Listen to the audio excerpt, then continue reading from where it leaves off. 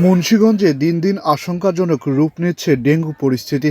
চলতি বছরে আক্রান্তের সংখ্যা ৫০০ ছাড়িয়েছে, যার মধ্যে কেবল জুলাই মাসেই ২ শতাধিক রোগী ভর্তি হয়েছেন মুন্সিগঞ্জ জেনারেল হাসপাতালে।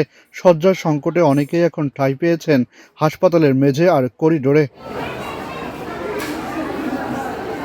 সংকটের মুখে চিকিৎসা সেবা দেওয়া তো দূরের কথা, পর্যাপ্ত চিকিৎসক ও লোকবলের অভাবে সামাল দিতেই হিমশিম খাচ্ছে কর্তৃপক্ষ।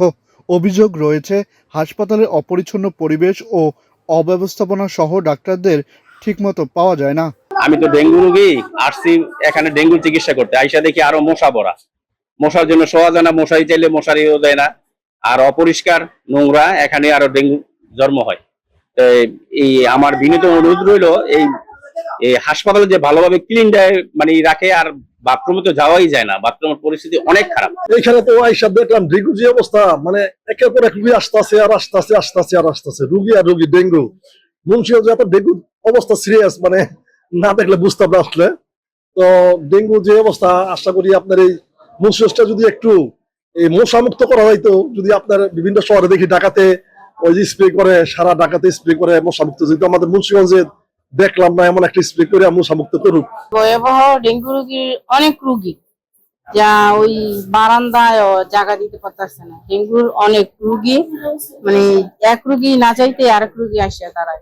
মানে পরিষ্কার দিক দিয়ে একটু কম, শুধু একটু ঝাড়ু দেওয়া যায়, ভালো করে একটু মুছে না।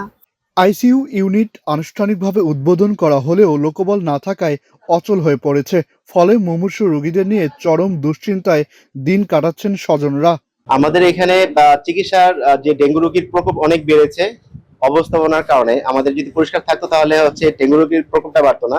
কিন্তু আমাদের রোগীরা পরিপূর্ণ সেবার মান, যে মানটা দরকার ছিল, আইসিইউ এবং পর্যাপ্ত বেড, পরিষ্কার পরিচ্ছন্ন, এগুলা নাই। আমাদের এখানে স্বাস্থ্যমন্ত্রী আসছিলেন, এসে আইসিইউটা উদ্বোধন করে গিয়েছেন। যাওয়ার পর থেকে খাতা কলমে এই জিনিসটা উদ্বোধন ছিল, বাস্তব পক্ষে এই জিনিসটার কোনো কিছুই বাস্তবায়ন হয়নি।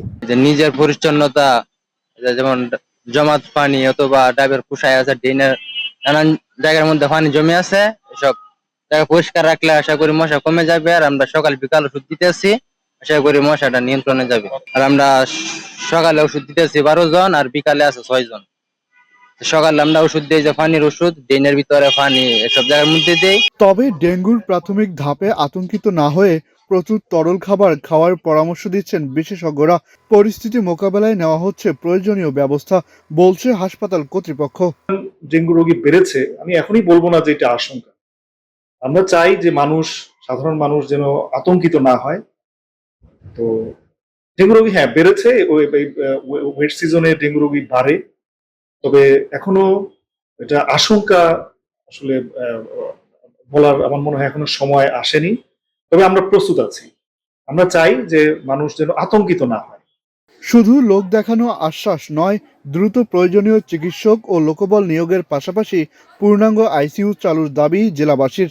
তাদের আশা, দ্রুত পদক্ষেপ নিলে কমবে ভোগান্তি, মিলবে সুচিকিৎসা।